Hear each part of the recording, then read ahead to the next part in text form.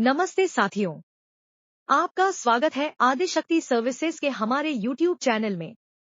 त्योहारी सीजन में बेसन की मजबूत मांग के चलते चना की कीमतों में लगातार तेजी देखी जा रही है। मौजूदा हालात में स्टॉकिस्टों को उम्मीद है कि चना की कीमतों में आगे भी बढ़ोतरी जारी रहेगी। इस बढ़ती महंगाई को रोकने के लिए केंद्र सरकार द्वारा उठाए गए कदमों का भी कोई खास असर नहीं दिखाई दे रहा है। जून महीने में सरकार ने चना के दामों को नियंत्रित करने के लिए भंडारण सीमा लगाने का निर्णय लिया था, लेकिन इसके बावजूद चना की कीमतें घटने के बजाय तेजी से बढ़ रही हैं। वर्तमान में चना के दाम 8,000 रुपए प्रति क्विंटल के करीब पहुंचने की संभावना जताई जा रही है। दिल्ली में चना के थोक दाम सप्ताह भर में 500 रुपए बढ़कर 7,800 से 7,900 रुपए प्रति क्विंटल तक पहुंच गए हैं। वहीं महाराष्ट्र के अकोला मंडी में चना के दाम 350 से 400 रुपए की वृद्धि के साथ 7,600 से 7,700 रुपए प्रति क्विंटल हो चुके हैं। पिछले एक महीने में चना के दामों में 800 से 900 रुपए और पिछले एक साल में करीब 2,000 से 2,200 रुपए प्रति क्विंटल की बढ़ोतरी दर्ज की गई है।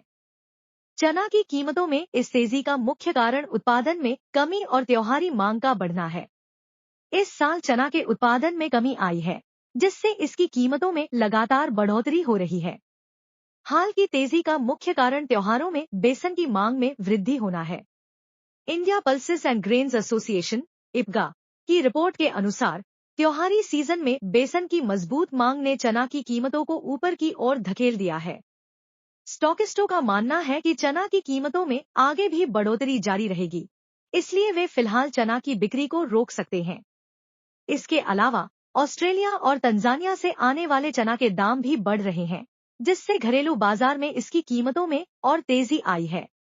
ऑस्ट्रेलिया से आने वाले चना का भारतीय बंदरगाह पर भाव 875 से 880 डॉलर प्रति टन, यानी 7,350 से 7,385 रुपए प्रति क्विंटल है। विशेषज्ञों का मानना है कि भले ही सरकार 130 लाख टन चना उत्पादन का दावा कर रही हो, लेकिन वास्तविक उत्पादन 100 लाख टन से भी कम हो सकता है।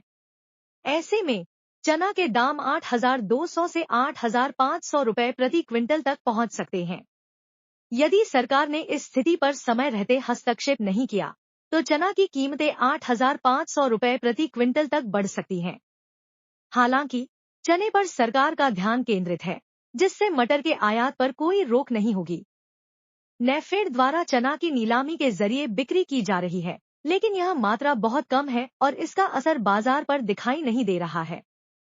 चना की मांग अभी भी बनी हुई है और अगले 2-3 महीनों तक इसकी मांग में बढ़ोतरी की उम्मीद है। स्थिति की गंभीरता को देखते हुए चने के व्यापारियों को मुनाफा वसूली करने की सलाह दी जा रही है, खासकर तब जब चने का भाव 8,000 रुपए तक पहुंच जाए। व्यापारियों को चेताया जा रहा है कि चने का हाल भी तुअर जैसा न हो जाए, जहां तेजी के दौरान स्टॉक नहीं बेचने वाले स्टॉकिस्टों को भारी नुकसान का सामना करना पड़ा। तंजानिया से आयातित चने की मात्रा कम है, लेकिन उम्मीद है कि सितंबर से आयात धीरे धीरे शुरू हो जाएगा। तंजानिया में सरकार ने खरीद प्रणाली को ऑनलाइन कर दिया है, जिससे वहां से आयात की प्रक्रिया धीमी हो सकती है।